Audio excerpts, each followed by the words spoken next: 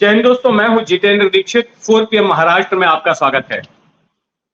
दोस्तों, नए साल में मुंबई वालों के लिए एक बड़ी सौगात मिली है। देश का सबसे लंबा पुल जो कि समुद्र के ऊपर बना हुआ है, वो आज से आम जनता के लिए खुल गया है। कल प्रधानमंत्री नरेंद्र मोदी मुंबई आए थे और उन्होंने इस पुल का उद्घाटन किया और उद्घाटन करते वक्त उन्होंने कहा कि ये पुल एक विकसित भारत की तस्वीर है और देश का कोना कोना इसी तरह से कनेक्टेड होगा, एक दूसरे से जुड़ जाएगा।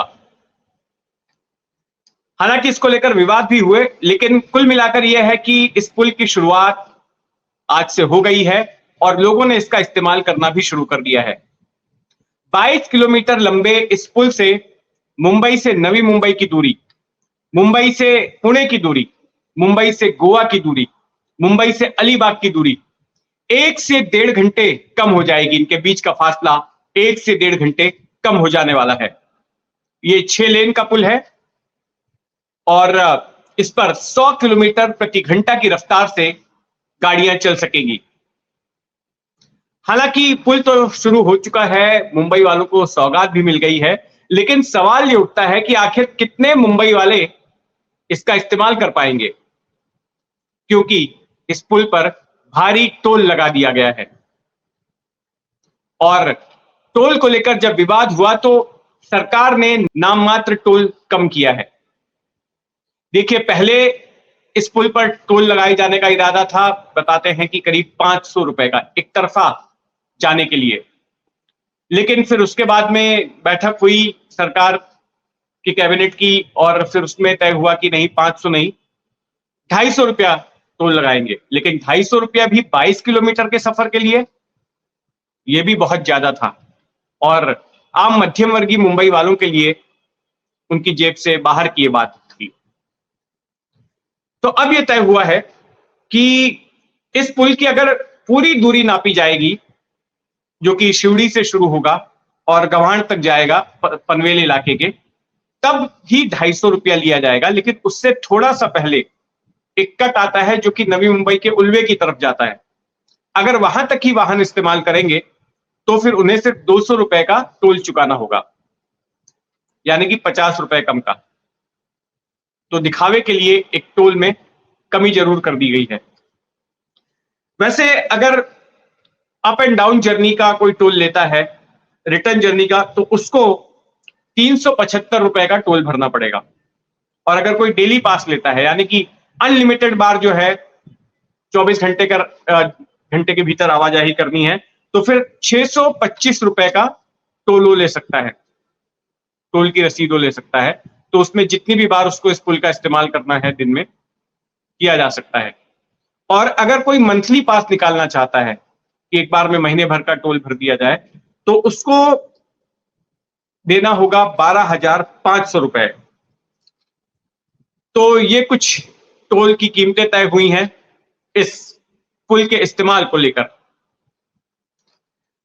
वहीं दूसरी ओर कल जब इस पुल का उद्घाटन समारोह था तो शिवसेना ने इसका बहिष्कार कर दिया, ठाकरे गुट वाली शिवसेना ने, क्योंकि प्रधानमंत्री मोदी के साथ बाकी जो तीनों पार्टियों के नेता थे, जो सरकार के घटक दल, वो तो थे ही। देवेंद्र फडणवीस थे, एकनाथ शिंदे मुख्यमंत्री थे और अजीत पवार थे।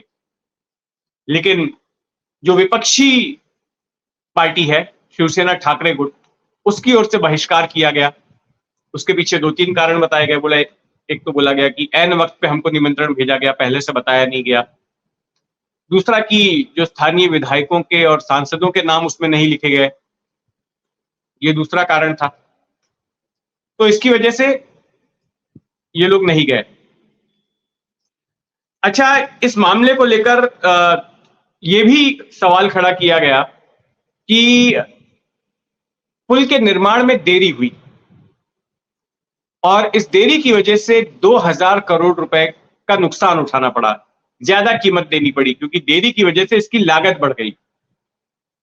अब ये देरी हुई थी इस पुल को बनाने वाली कंपनियों की ओर से, जिनको ठेका मिला, तो उन पर दंड क्यों नहीं लगाया गया, इस तरह का सवाल उठाया जा रहा है। क्योंकि जो 2000 करोड़ रुपए दिए जाएंगे वो तो जनता के पैसे से ही है, जापान से कर्ज लेकर बनाया गया है ये पुल। तो दूसरी तरफ जनता को इतना भारी टोल भी चुकाना पड़ रहा है, तो ये कहां तक जायज है? इस बात को लेकर भी विवाद हुआ है। आरटीआई के जरिए ये जानकारी हासिल हुई थी और यह सवाल भी उठाया गया कि सरकार ने इस पुल का नाम अटल सेतु रखा है। दिवंगत प्रधानमंत्री अटल बिहारी वाजपेयी के नाम पर इस पुल का नामकरण किया गया है। तो ऐसे में अटल जी की तस्वीर वहां पर क्यों नहीं है? शिवसेना ठाकरे गुट की ओर से सवाल उठाया गया कि अटल जी के नाम पर यह पुल किया गया है, तो अटल जी की तस्वीर तो एक लगाई जानी चाहिए थी, तो वो तस्वीर क्यों नहीं लगाई गई? यहां तक चुटकी लेते हुए उद्धव ठाकरे की ओर से कहा गया कि अभी 22 जनवरी को जो राम मंदिर का उद्घाटन हो रहा है, तो उन्हें शक है कि वहां पर भगवान राम की प्रतिमा होगी। तो राम मंदिर का मुद्दा भी चल ही रहा है साथ में। उद्धव ठाकरे नहीं जा रहे हैं, उनका कहना है कि उनको निमंत्रण ही नहीं मिला।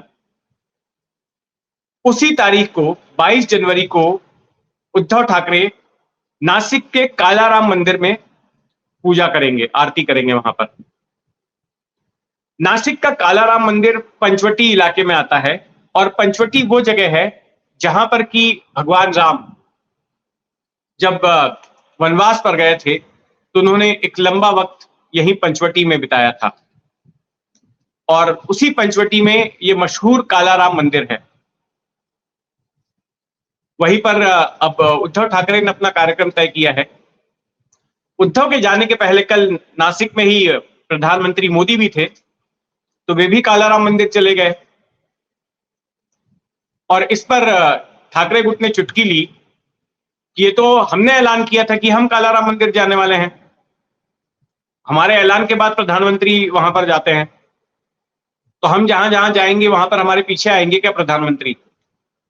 हम मणिपुर में भगवान राम के किसी मंदिर का जीर्णोद्धार करेंगे जाके,